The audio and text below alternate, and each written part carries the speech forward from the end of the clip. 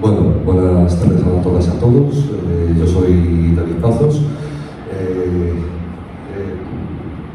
Como sabéis, esta charla está ubicada dentro del ciclo de ponencias Bunga no Tomodachi, dedicada a manga, anime, cultura japonesa, y no podía faltar, por supuesto, dentro de la cultura japonesa, la cocina y la gastronomía japonesa. Pero quisimos darle una vuelta de tuerca y que en vez de tratar solo de cocina japonesa, pues que se hablase también un poco de la cocina y la gastronomía gallega, ya que estamos aquí en Galicia y hay algunas similitudes que Pablo Pizarro, cocinero que acaba de estrenar hace un poquito la empanada viajera, un orador que está aquí muy cerquita del Ágora, si no me equivoco, en José Valdomir. Pablo, además de estrenar recientemente la empanada viajera, ha trabajado en diferentes restaurantes bastante conocidos aquí en Coruña, como el Boca Negra, el de Alberto, de Bandier, y bueno, hoy nos van a ayudar con no solo con una charla, sino con una degustación posterior a la misma.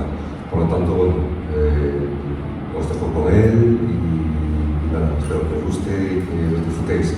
Un cierre estupendo con tanta gente para este Bunga no Tomodachi que además ya hay confirmadas nuevas ponencias para una segunda edición y bueno, ya os mantendré informado desde mi página web serialexperimentslab.com. También nos podéis seguir en las redes sociales, Instagram, Facebook, Twitter, solo escribiendo Serial Experiments. O sea que bueno, nada, os dejo con Pablo. Gracias.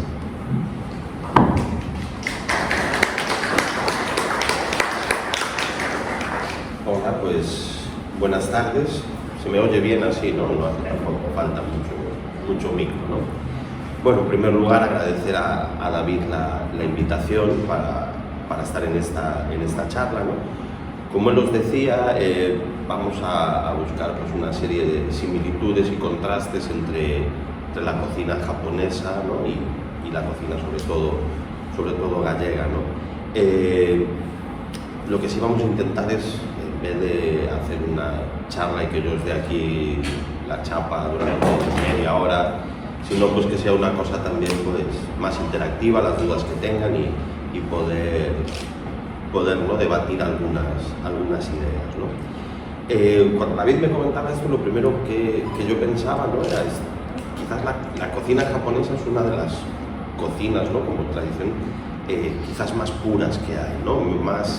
más reticentes a variedad de fusiones y demás, sí evidentemente pudiendo llevar pues, según en qué zona que pueda tener influencia, pero sí quizás que es una cocina muy pura. Al final, si pensamos así a simple vista, ¿no? Pues hasta incluso en restaurantes japoneses dentro de Galicia, sí que podemos encontrar, por ejemplo, para mí quizás uno de los japoneses más puros que podemos encontrar en Galicia es Puro Sushi en Vigo, ¿no? de Andrés Medici, donde mantiene una línea de cocina japonesa tradicional y pura, y después en Coruña, pues por ejemplo, podemos encontrar a Carlos con Overa, que antiguamente tenía Hokuto, donde quizás sí hay un poco más de fusión, ¿no? De llevarlo un poco más a terrenos, ¿no? Si buscamos un poquito similitudes, ¿no? que puede tener la cocina gallega con la cocina japonesa, yo creo que al principio lo que se nos puede venir a todos un poco a la mente es el tema del peixe, ¿no? Del pescado. Para la cocina japonesa es quizás su punto más fuerte, ¿no? A la hora de trabajar, tanto para nigiris como para sashimis, como para tatakis. Y quizás aquí también, si pensamos en la cocina gallega, aunque quizás sí es algo que está cambiando, no en centrarnos solo en pescados y mariscos, empieza a tener más importancia el tema de la huerta, sobre todo gallega, ¿no? y de la presencia de la carne. En lo que se refiere al pescado, ¿no? Quizás si ahora pensamos, le pregunto a cualquiera, ¿no? Algo, pues saber qué es lo primero que te viene a la mente de cocina japonesa, normalmente todo el mundo al final acabaría diciendo de sushi, ¿no? Es decir, dentro de todas sus variedades, con makis, con nigiris y demás, ¿no? Esa parte evidentemente con la cocina gallega no tiene un nexo de unión claro, ¿no? En Galicia quizás el comer el pescado crudo, completamente crudo, no es una cosa que esté muy arraigada a la cocina gallega. Aquí, por ejemplo, siempre se ha hecho mucha más tradición a la hora de trabajar pescados, quizás las curaciones, ¿no? Es decir, al final el congrio seco es un pescado con mucha tradición dentro de nuestra gastronomía. El bacalao, que también se secaba, era por un tema de transporte, ¿no? Principalmente se curaba en sal para poder transportarlo. Y después, pues, por ejemplo, ya dejando de lado el tema de secados, sí lo que tenemos bastante tradición en Galicia es el tema de escabeches, ¿no? Aunque muchas veces nos podemos pensar en otras zonas de España, al final, si nos paramos a pensar los mejillones en escabeche, todo estaba basado, si os fijáis, tanto la curación como el tema de escabeches, en la conservación, ¿no? Es decir, pensemos que para nosotros el frío y las neveras son una cosa muy habitual, pero si retrocedemos tiempo no había la manera de conservación en frío. Y una manera de conservación que era muy habitual era el tema de o bien secar los pescados o bien, si no, el poder escabecharlos, ¿no? Confitarlos, marinarlos y demás, ¿no? por ahí puede haber el primer nexo de unión, ¿no? Lo que os decíamos, no en el crudo puro y duro, pero sí en una serie de pescados marinados que evidentemente la cocina japonesa trata de otra manera, pero que sí que podemos encontrar un nexo con la cocina gallega. Otro de los nexos que quizás para mí sí que es uno de los muy, muy importantes y que en los últimos 20, 30 años está mucho más afianzado aquí, es el tema de las algas. Es decir, la empresa más importante de algas de España es una empresa gallega, que es Porto Muiños, que está en Santa María de Vigo, en Cambre, ¿no? Y es una de las ingredientes principales, ¿no?, en la cocina japonesa. Quizás ahora si pensamos, ¿no?, comer con algas ahora puede ser algo más habitual aquí, nos lo podemos llegar a encontrar, bueno, pues desde revueltos a mil cosas, a guisos, y quizás en la cocina japonesa sí que es algo mucho más arraigado, ¿no?, mucho más establecido. Por ejemplo, en Galicia, ya os digo, yo creo que la influencia de Porto Muiños hizo que en muchísimos restaurantes ahora se puedan encontrar muchas más utilidades con algas. Hoy uno de los platos que tenemos para degustar lleva algas como ingredientes, no como ingredientes principales, ¿no? Quizás ahora en Galicia lo que se está utilizando mucho más es el poder utilizar algas como componentes en algunos platos. Por ejemplo, hay una alga que es, aparte, muy habitual encontrarla por aquí, que es el musgo estrellado, que es un alga que, por ejemplo, para guisos potencia muchísimo el sabor a mar, aparte de que sirve como espesante. Es un espesante totalmente natural. Ahora, si alguno se dedica aquí a la cocina, ¿no?, y demás, al final hay una serie de productos que se utilizan también para espesar, como xantán y demás, que todos van procediendo de procesar algas, ¿no? Después, por ejemplo, aquí lo que nos podemos encontrar es mucho la utilización en ciertos restaurantes de las algas, sobre todo enfocadas a temas de arroces y guisos, como os decía antes, por el tema de potenciar bastante el sabor, ¿no? En lo referente a pescados, quizás también ahí encontramos una de las grandes diferencias, ¿no? Quizás en la cocina japonesa, pescado en sí, como plato principal único, es decir, que no esté formando parte dentro de una sopa o de un guiso, quizás el que más nos podemos encontrar y uno de los más tradicionales, pese a no encontrarlo en muchos restaurantes japoneses, es el pescado entero frito.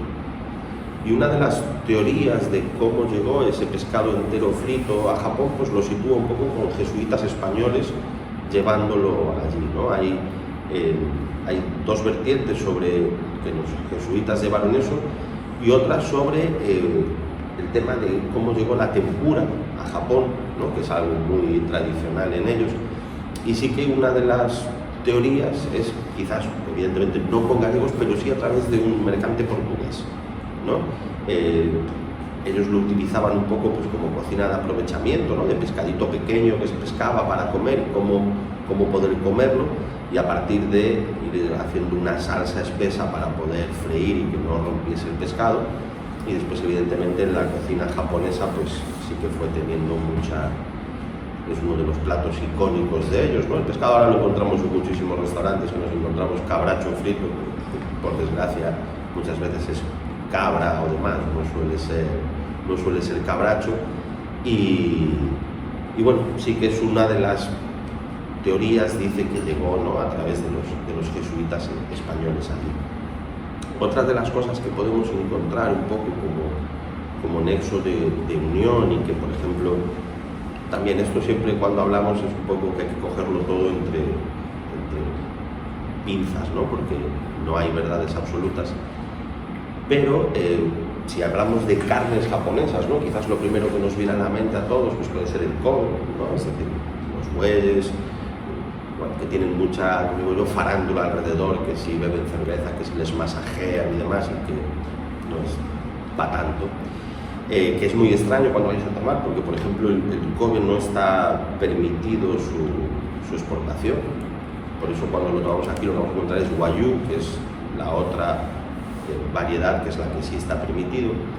Y también, pues, hay una teoría que dice que, por ejemplo, en Japón una de las cosas que sorprendía era el tema de cómo bueyes, ¿no?, si no se utilizaban para el trabajo del campo, ¿no?, tradicionalmente, Y otra de las teorías dice que también que fue influenciado por originariamente bueyes de origen gallego, que en viajes y colonizaciones años A fueron llegando allí, ¿no? Sí que, por ejemplo, puede ser una de las cosas que encontremos que no en la cocina en sí, pero sí como alimentos tiene ciertas similitudes, ¿no? Que es en Galicia ahora empieza nuevamente, ¿no? El tema de ponerse de moda el buey. Desgraciadamente lo que encontraremos en muchísimos restaurantes siempre será vaca vieja, porque para que sea buey al final pues en pocos trabajos de campo nos encontramos ya a día de hoy bueyes trabajando, ¿no?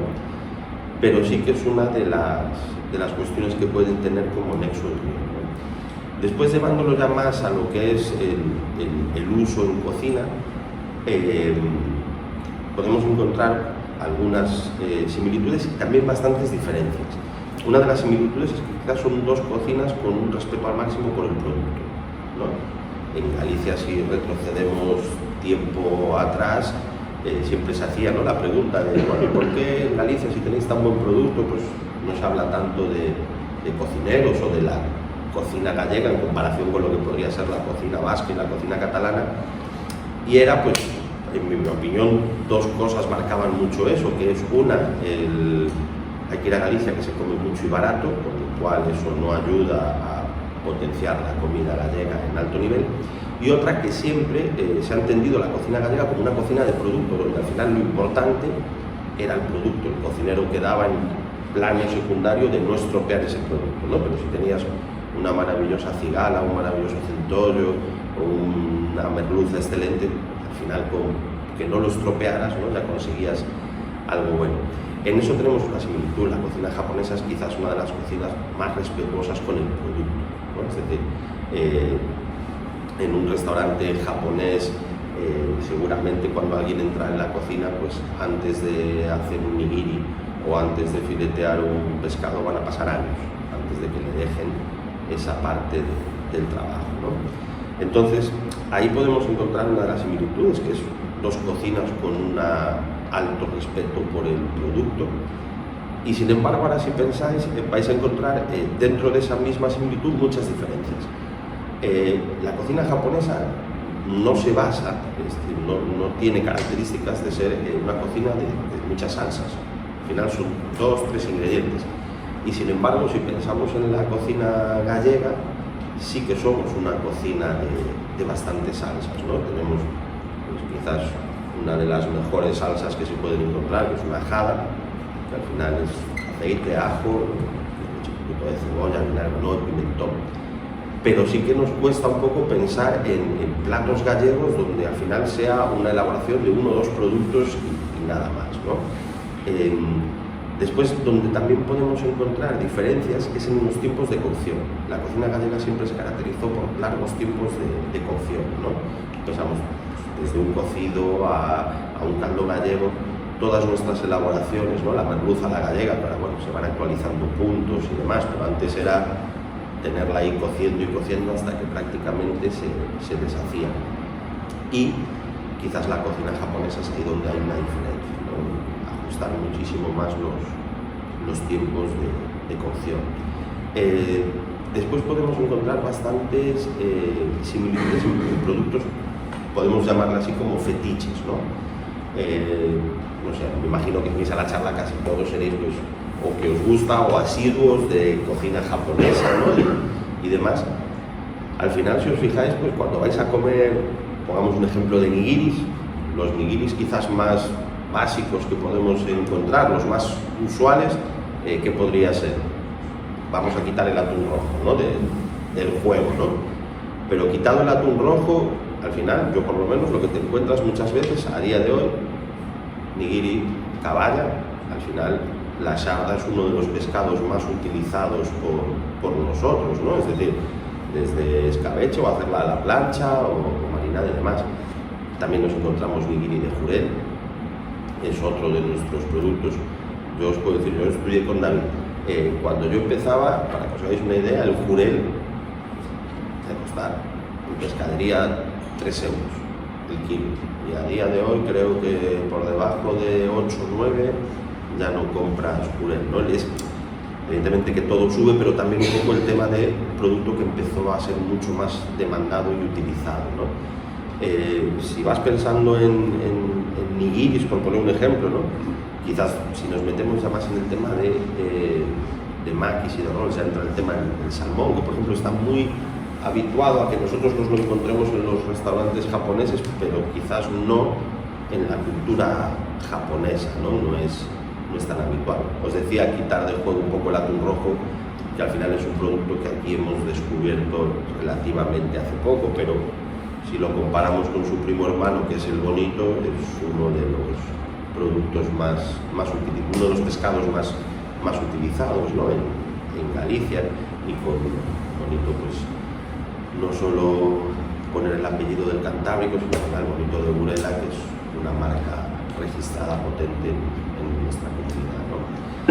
Entonces, cuando con eso, después, por ejemplo, el tema de mariscos, cuando vamos a comer cocina japonesa, también tiene una presencia importante, y al final aquí, evidentemente, es uno de nuestros santos y señas, ¿no? Desde Toyo, cigala. Quizás lamentablemente el langostino sí está muy metido como algo habitual que comemos aquí, sin embargo no es un producto gallego. Pero después, a mí quizás la similitud que más me parece que hace que haya ciertos nexos de unión es el resaltar ciertos productos que quizás no están como en el top de productos, ¿no? Es decir, si ahora yo os preguntase a vosotros, a ver, ¿cuál es el marisco que más os gusta? Vamos a hacer un poco más interactivo. Yo me puedo echar aquí hablando 2 horas, los que me conocen no saben que no hay problema, y como después hay algo ahí para picar, supongo que querréis que lo que es la charla la acabemos más rápido, ¿no? Pero ¿cuál es el marisco que más os gusta o el habitual de comer, ¿no? Percebes, vieiras, navajas, ¿no? Si os fijáis, vamos todos un poco tirando, ¿no? Falta bogavante y centolla, pero todos tirando un poco a la gama alta. Es decir, tengo 2 favoritos. Uno sí ha subido el precio mucho últimamente, pero bueno, a mí mis 2 favoritos son mejillón y berberecho. Son 2 productos que a mí es decir, los puedo comer de cualquier manera. Mi mujer, que está por ahí, quizás el berberecho, bueno, pero el mejillón no comparte la idea tanto, ¿no? Pero yo, por ejemplo, el mejillón me parece un productazo increíble, tiene sabor, ¿no? Está esa textura con la que podemos jugar, múltiples preparaciones. Y quizás otra de las similitudes que os decía antes, que son cocinas de producto, pero que también muchas veces realzan un producto un poco más humilde, ¿no? Es decir, yo siempre digo que los productos son humildes hasta que se ponen de moda, porque después se ponen de moda y te vuelves loco, porque berberecho yo creo que hace poco, no sé, hemos comprado para empanada y hemos pagado a 13 el kilo.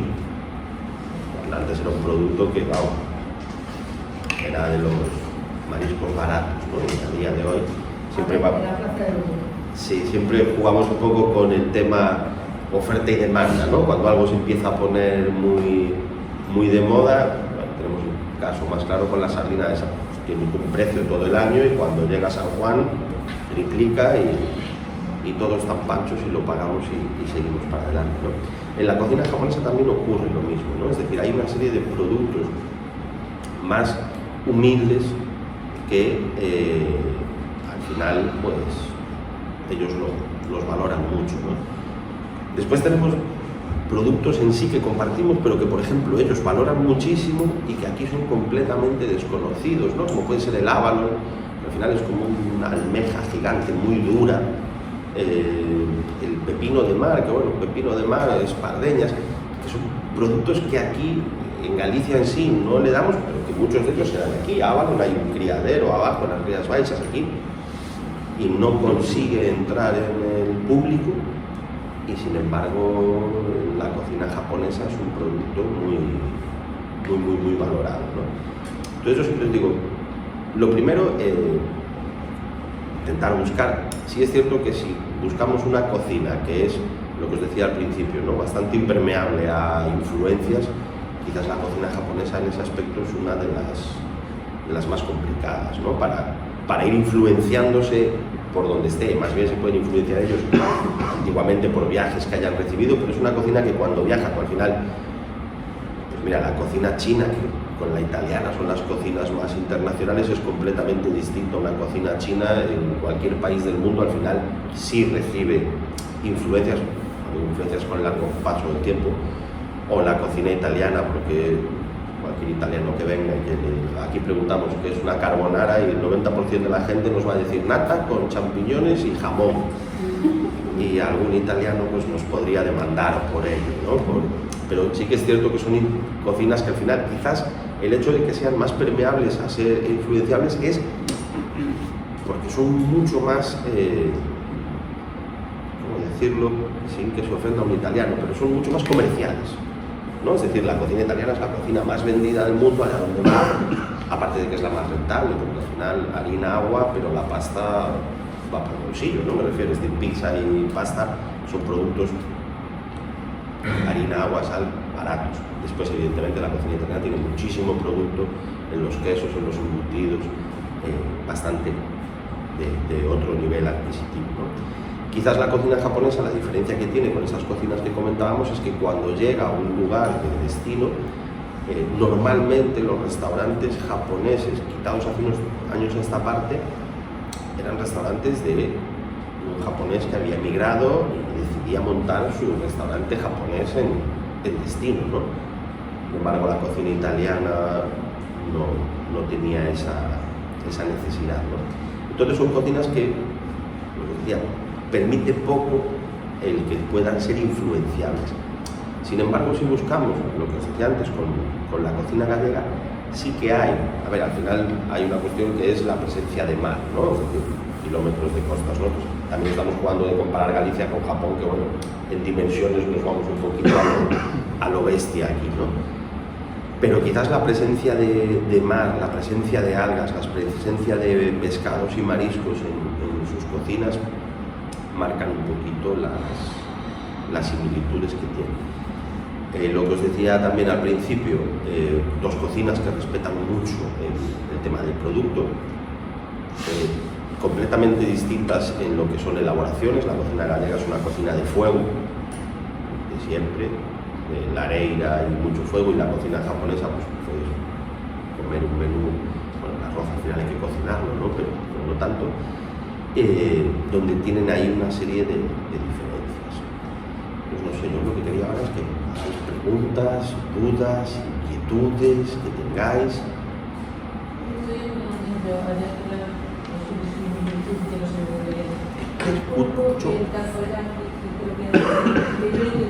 Te escucho fatal, te escucho bajísimo. Digo, del pulpo y el takoyaki, ¿qué relación tienen?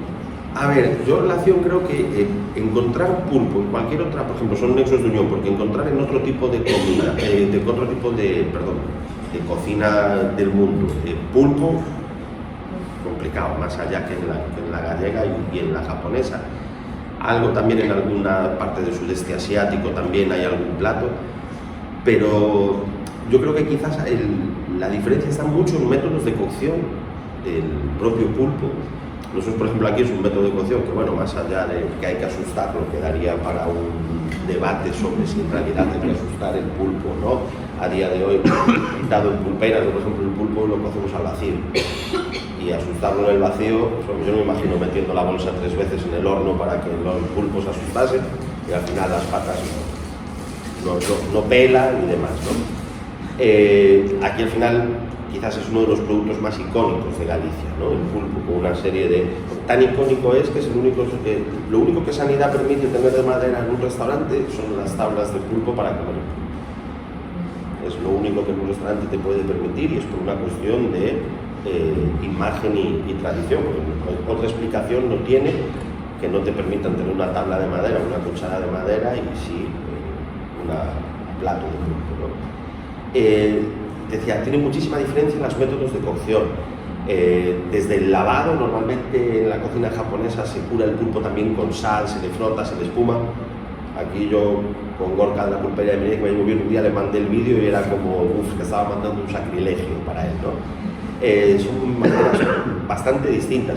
Sí que es cierto que tienen un nexo de unión en que son, pues quizás dos culturas que trabajan el pulpo y poco más nos podemos llegar a encontrar, más allá de que después puedas ir a países y haya pulpo, pero no son afines a su tipo de cocina, ¿no? Hay cosas en las que tienen, pues, puntos. Yo te decía, aquí el pulpo, es más, si ahora pensáis, aquí pulpo que no se haya comido a feira o mugardesa, pulpo plancha creo que es una cosa de 20 años en adelante, ¿no? Después, pulpo a grella, parrilla, sí, que bueno, aquí casi todo, siempre en la cultura gallega, casi todo ha admitido parrilla, históricamente, ¿no?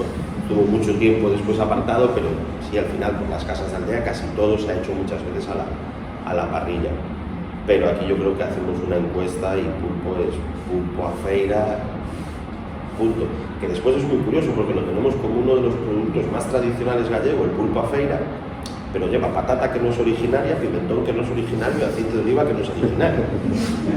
Se tiene guasa la cosa, pero bueno, evidentemente la patata retrocedemos 500 años para decir que no es originaria, porque a día de hoy es nuestro ingrediente, quizás no hay una cultura gastronómica que utilice más la patata que la gallega. Yo, el primer restaurante donde fui jefe de cocina, lo típico, sales de la escuela y dije, ¿por qué todo tiene que llevar patata?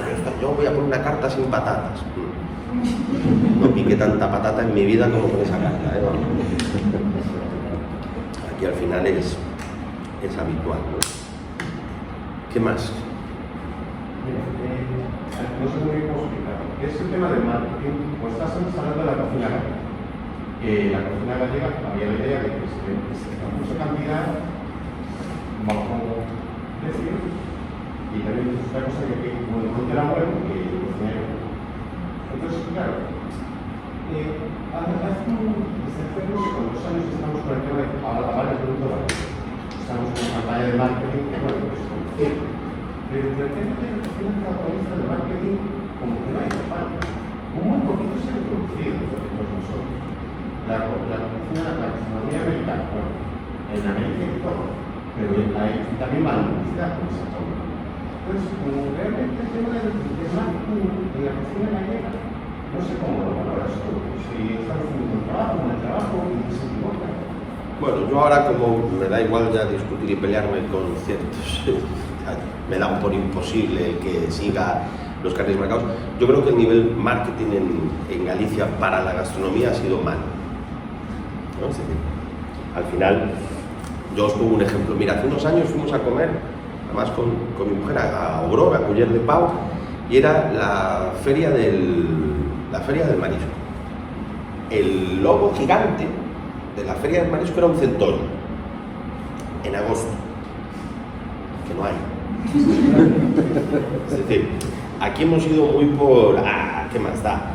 Todos lo podéis ver, os dais un paseo por... Es decir, a nosotros hace poco nos daban un estudio de los visitantes que vienen a Galicia, ¿no? ¿Por qué vienen? Y es muy curioso, porque tú, por ejemplo, le preguntas a toda la gente que viene a La Coruña y un 90 y pico % visita la Torre de Hércules, pero no llega a un 5% la gente que viene a Coruña por la Torre de Hércules. Es decir, la gente viene por otra serie de cosas y una vez que está, va a visitar la Torre de Hércules, pero no recibimos una cantidad de turismo, llamémosle cultural, de museo y demás. Es una ciudad que tenemos tantos museos, pero bueno, un poco complicado que el turista lo venga a visitar cuando no hay una tarjeta para que puedas ir a los mismos museos en tu tiempo de estadía vacacional, ¿no? Entonces, el marketing, te decía, es muy malo porque si tú preguntas, por ejemplo, para centrarnos más que Galicia, para hacerlo más fácil, Coruña, visitantes en Coruña, ¿qué mes está a reventar? Agosto. ¿Qué le decimos a la gente que venga a comer? Marisco. ¿Qué no hay en agosto? Marisco. ¿Qué pasa? Que al final sí que lo encuentran. Sí, pero no aquí. Lo de aquí, congelado. Entonces, después la gente se extraña. Yo, cuando decía David, cuando trabajé en Bocanera tenemos la franja al lado. Entonces venía mucha gente que decía, es que me comí una mariscada, 2 personas, 40 euros. Y me cuesta un bogavante 40 euros. Entonces, en ese aspecto, no es que nosotros hayamos hecho mal el marketing, porque el marketing de la cocina gallega es buenísimo. Todo el mundo le preguntas por ahí, bueno, Galicia. Nosotros cuando salíamos a dar ponencias siempre te decían lo mismo, qué bien se come en Galicia. Pero de un tiempo a esta parte sí que se dicen cocineros o restaurantes, pero antes no. Antes era qué bien se come en Galicia, pero a la gente es que ese sitio que hay allí, esto es como la de la teoría de los camiones, ¿no? De vas a parar en un sitio donde hay, era eso. Tú vas a Galicia y en cualquier sitio comes muy bien y comes barato. También si te vas a un italiano normalito comes barato, y si te vas a un italiano bueno vas a pagar otro precio. Entonces, creo que la publicidad que hizo la cocina gallega, en mi opinión, fue equivocada, porque apostamos más por la cantidad que por la calidad. Entonces, claro, después ocurre ese falso mito de el marisco bueno está en Madrid. ¿Saben cómo va a estar en Madrid si entra aquí? Es decir, que llega a Madrid, no. La diferencia que hay es que el cliente con un poder adquisitivo de poder pagar el percebe a 150 euros, evidentemente es más fácil encontrarlo en grandes ciudades, hay más cantidad de clientes dispuestos a pagar ese dinero que aquí. Pero ¿cómo va a estar mejor un percebe que entra hoy en Lonja a las 2 de la mañana, va a subasta, coge un camión, se va a Madrid, entra a subasta en Mercamadrid, llega a la plaza y lo compras, que el que llega de algún momento? Entonces hubo mucho eso, el querer como, aquí tenemos producto y con poner el producto nos llega, y no saber hacer un poco ese valor, poner en valor que el producto evidentemente es buenísimo, pero que después tiene que haber unas manos también que lo sepan trabajar. Yo pongo un ejemplo, nosotros montamos lo de la empanada viajera, fue un poco, durante mucho tiempo saliendo a dar ponencias. Yo siempre decía que con esa cantinela que tenemos de que el producto gallego es el mejor, a veces no lo explicábamos bien.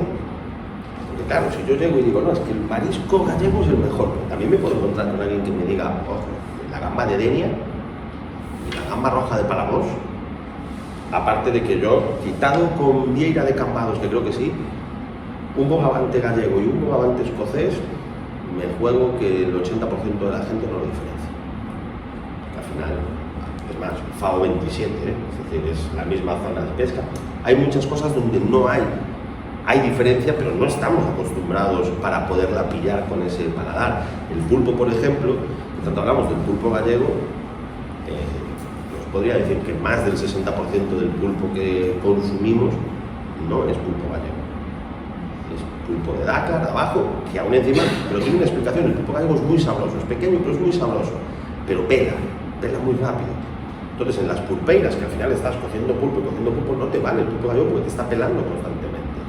Entonces, es mucho más sabroso, pero a la vez también en textura, pues igual no estamos tan acostumbrados a que tenga un poquito más de mordiente, ¿no? Nos gusta que esté, que no sea chicloso, pero que no tenga ese punto de mordiente, ¿no?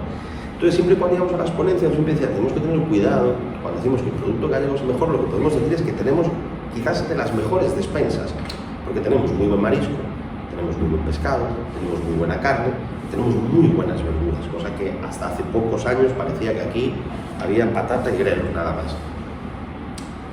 Teniendo de todo, sí, pero por individual podíamos. Yo, 20 años viajando a dar ponencias, y sí que hay dos cosas en las que he dicho que no me presentaría a un concurso porque creo que no hay competición, y son pan y empanada. Son dos cosas en las que he ido muchísimos sitios y siempre he dicho, no he encontrado un pan como el gallego ni una empanada como la gallega, pero ni parecido. Ojo, cuando digo esto es, sí, te vas, hay una panadería en Madrid que es muy buena y tienes el pan, pero como norma general, tú en Coruña te pierdes, vas a encontrar muchísimas panaderías con pan bueno, también vas a encontrar panes nefastos, ¿no? Pero te vas a ir a tomar empanadas y dices tú, a mí me gusta que tenga mucho relleno, a mí poco, a mí que sea la masa más crujiente, a mí menos, pero tienes gran calidad. Una vez que estaba en Sevilla en un restaurante bueno, que cuando vino el pan, ostras, es que faltaba el que os ponen en los aviones que viene envuelto en bolsita de... que era eso, ¿no? Entonces, teniendo todo ese buen producto, ¿por qué creo que nos ha fallado el marketing? Porque no hemos sabido vender que aquí tenemos muy buen producto, tenemos muy buenos cocineros y tenemos muy buenos restaurantes. Es decir, hasta el año pasado que Javi Olleros consiguió la segunda estrella Michelin, Galicia era una de las 3 comunidades autónomas que no tenía ni un solo restaurante con 2 estrellas Michelin. Entonces, ¿no os parece que Michelin al final es una empresa privada que valora restaurantes, ¿no? Pero a la hora de decir, joder, qué bien se come en Galicia y que los restaurantes no estén catalogados como de los mejores, puede ser un poco una... Y un poco voy a eso, se habla de productos, pero que se mira que la gastronomía no solamente es un producto, tiene su oficio, y ese oficio hay que valorarlo, porque ese marketing, no hay marketing valorando el oficio. Las cartas tradicionales se juegan en un general, pero hay que valorarlas también. No sé si me explico. Sí, mira, yo creo que hay dos cosas ahí. Una, por ejemplo, por compararlos con los vascos. Los vascos en los años 70 y finales de los 70 se juntaron pues, con Mario Alzar, Martín Berasategui, Arguiñano, Hilario Arbelá y tal y cual, y hicieron la nueva cocina vasca. Que no es nueva nada. Es decir, que era lo que estaban haciendo, pero con un apoyo mediático e institucional detrás, ¿no? Se habló de, bueno, sí que es cierto que había una influencia muy grande de la cocina francesa, retocar puntos de cocción. Aquí el problema es que aún encima yo creo que nos saltamos de ir haciéndolo poco a poco, que hemos pasado de la fuente con el raso y las patatas a un menú de degustación de 25 platos pequeñitos, es decir, nos hemos fumado de una esquina a la otra, pero a lo grande. Entonces, claro, ha habido mucho rechazo también de eso, de decir, ostras, pero es que esto no es lo que yo creía, ¿no? Entonces, creo que ahí sí que es cierto que faltó el ir, oye, paso a paso, ¿no? Es decir, nadie está hablando de que ahora tú te quieras tomar una merluza a la gallega y le echen 8 aires, 3 espumas, pero que sí que digas, a ver, pero puede ir sin espina.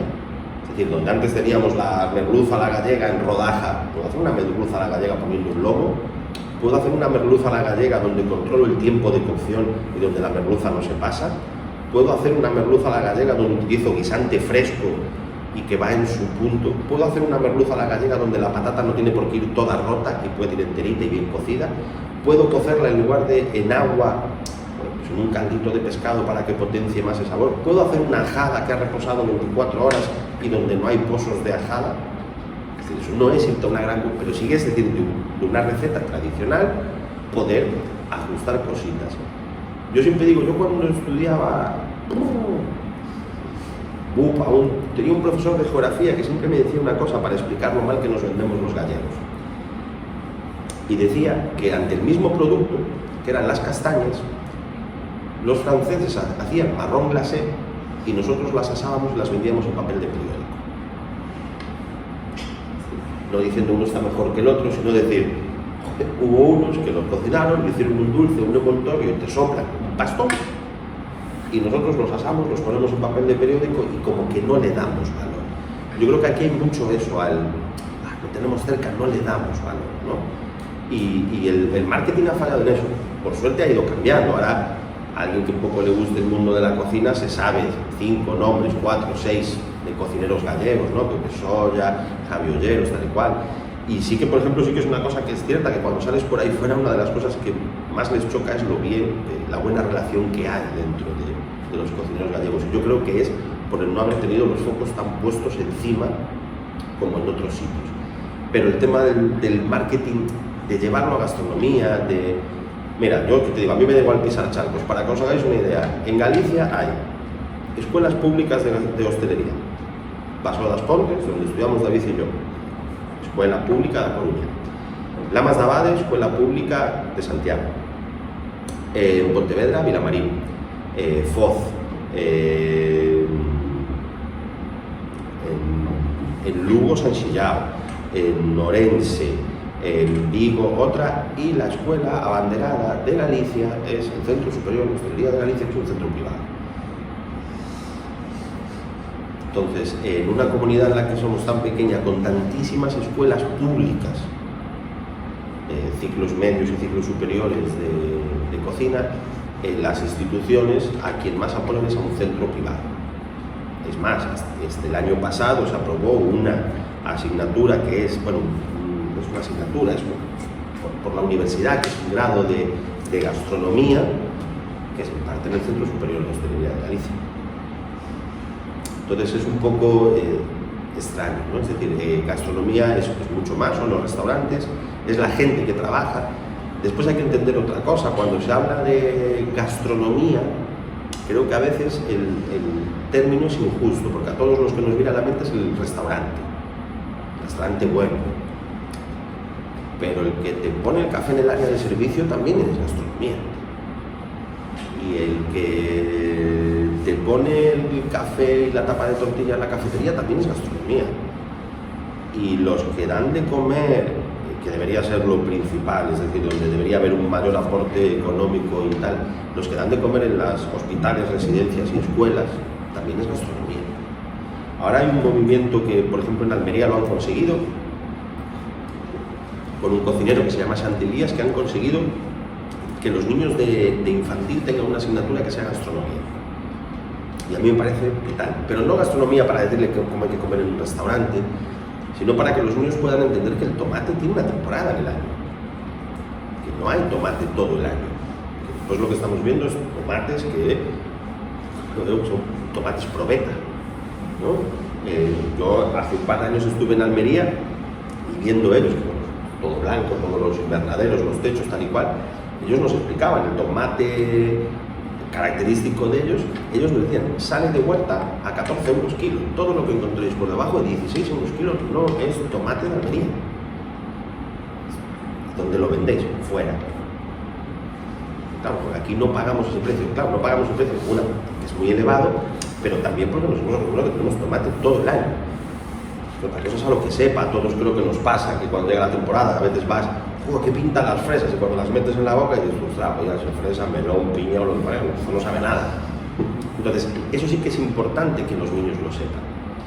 Que los niños sepan. ¿Qué pasa? Que es una contradicción que a los niños les enseñemos gastronomía y después en su colegio llega una empresa de catering. Yo tengo la suerte de que mis hijas estudian en un colegio donde hay cocina. Pero debería ser algo, vamos, obligatorio, que cocinen allí, que los niños puedan ver, porque al final es algo que tú podrás estudiar por ciencias o por letras, te querrás dedicar a esto o lo otro, ahora comer, vas a comer todos los puñeteros días. Y que al final puedas entender la importancia de que después va a haber algo que te guste más o algo que te guste menos, que eso, y hay gente a la que le gusta comer y le gusta ir a un restaurante, y hay gente que entiende comer como alimentarse, una necesidad básica más, no pasa nada. Pero sí que es cierto decir que se pueda entender la importancia que hay de conocer las temporadas, conocer los productos. Es decir, yo estoy convencido que a día de hoy le damos a alguien un pollo de corral de los de verdad y quizás mucha gente de 20 años no le guste. Claro, no le guste porque pues, al final es normal, si tú estás acostumbrado a comer otra cosa con otro tipo de sabor, más allá de que después puedes decir no me gusta el pollo, ¿no? Vale, no pasa nada. Pero pasa eso. Entonces creo que hay muchas cuestiones.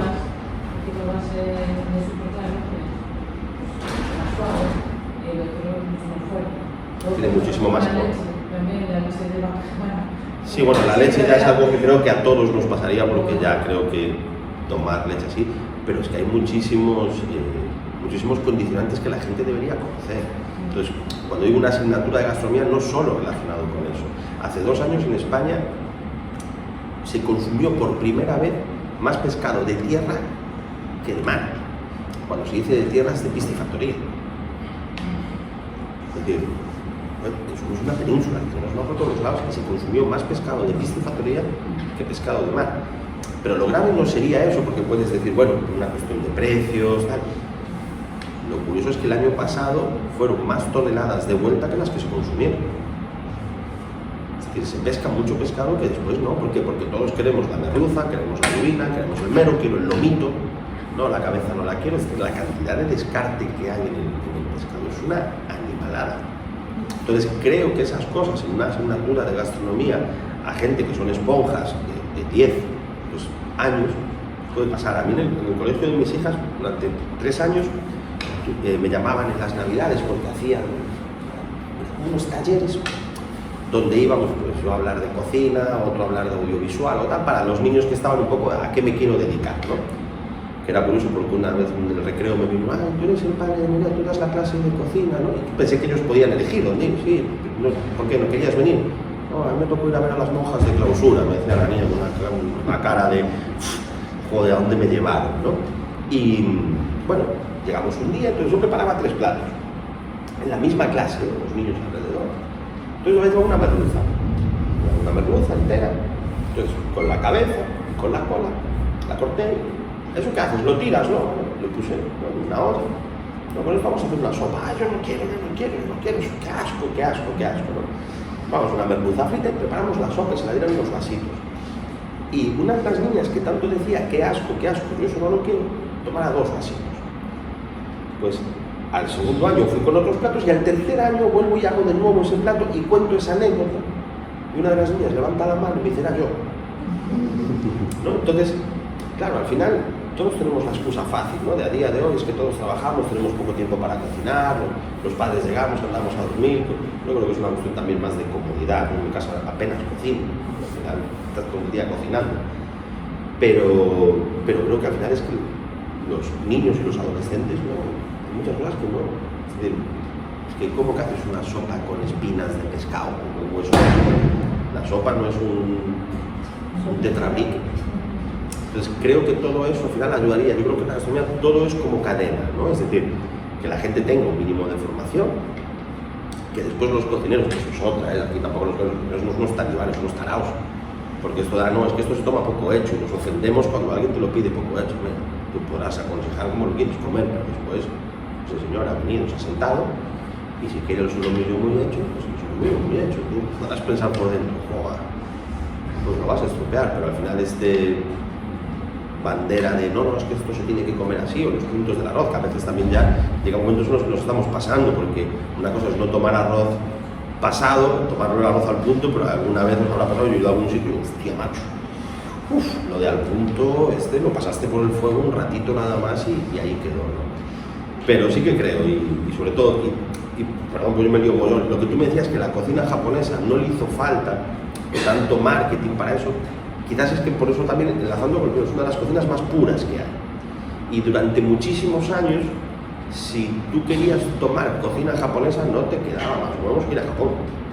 Podías encontrar en algunos sitios, pero yo te digo, 20 años atrás en Galicia, de alto nivel, cocina japonesa, olvídate. Yo, ahora 20 y pico años, me acuerdo que fuera de viaje a Madrid, fuéramos a comer asunto y uno de los japoneses que había de aquella. Me acuerdo que me pusieron un nigiri de calamar, yo pues como lo que me den, me da absolutamente igual. Era como, hostia, qué huevo, ¿no? Y crudo, me lo tengo que meter en la boca ahora esto.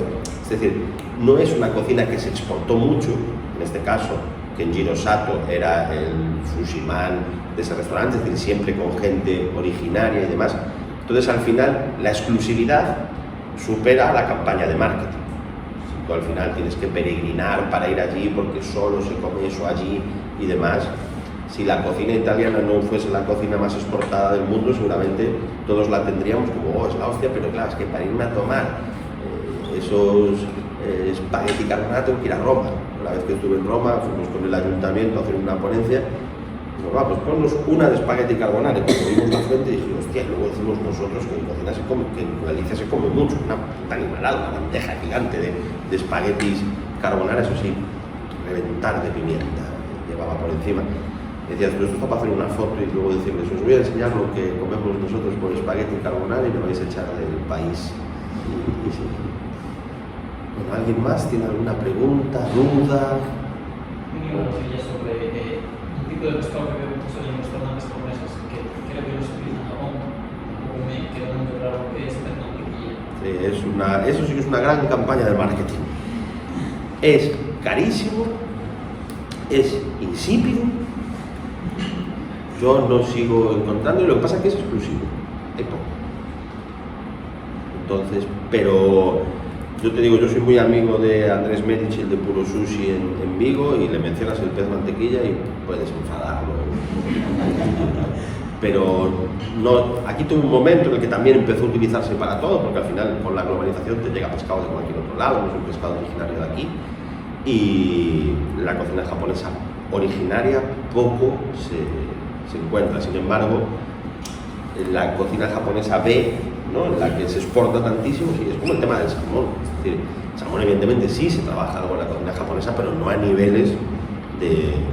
Y la mezcla salmón y aguacate en un rol pocos sitios de Japón lo podemos llegar a encontrar, ¿eh? Al igual que la cantidad, es decir, estamos acostumbrados a que nos ponen un sushi, un nigiri, y lo que hacemos es mojarlo en soja. Puede infartar un sushi man de japonés, que le puede dar algo allí, porque no, aparte de que, bueno, sí que son muy, con Andrés, que es amigo, nosotros la última vez que íbamos a comer, la típica manera que vas a hacer una foto, vas a cabrear, no, sushi, nigiri te lo pongo, te lo hace mucho y te lo comes, al momento pues lo tienes que comer ahora, porque es cuando está perfecto, porque el arroz tiene su temperatura, porque te lo acabo de moldear y el pescado está recién cortado y puesto encima, ¿no? Ellos, para eso es un nivel de, una religión, ¿no? Lo que tienen. Pero no, sí que no es un pescado muy habitual de utilizar ellos. Nada más. Pues procedemos ahora, pues vamos a preparar ahí algo para picotear. Bueno, antes de la degustación, a mí me gustaría darle a Pablo un pequeño obsequio por parte de la organización. Muchísimas gracias. Espero que te guste. Seguro.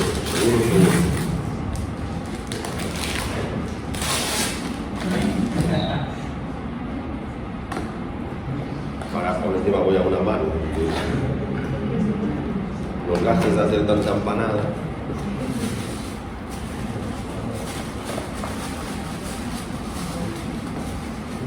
A ver si no la digo ahora.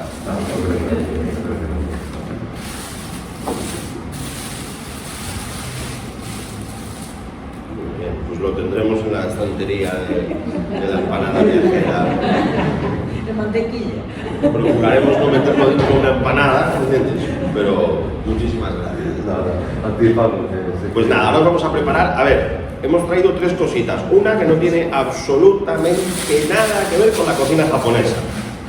Pero, habiendo montado yo un obrador de empanadas, que se llama la empanada viajera porque nos dedicamos a mandarla a toda la península, pues hemos traído una empanadita, la número 1 para nosotros, la que más orgullosos estamos, que es la empanada de sopas. Y después hemos traído dos cositas que sí que jugamos un poco. Una, hemos traído un mejillón en escabeche, pero no un escabeche puro, no un escabeche tradicional nuestro. Hemos hecho un escabeche con un poco de wakame y con unos toques cítricos, ¿no? Y después lo otro que vamos a elaborar es sarda, que es otro de mis pescados favoritos. Lo hemos marinado en sal y azúcar, lo hemos dejado reposar y vamos a hacer un pequeño tartar con la sarda y lo vamos a aliñar con un poquito de soja, ¿vale? Con un poquito de lima y azúcar y jengibre, ¿vale? Entonces nada, vamos a ir preparándonos ahora allí y la idea es que os vayáis acercando y así vais probando todo y lo vamos preparando ahí en un momento.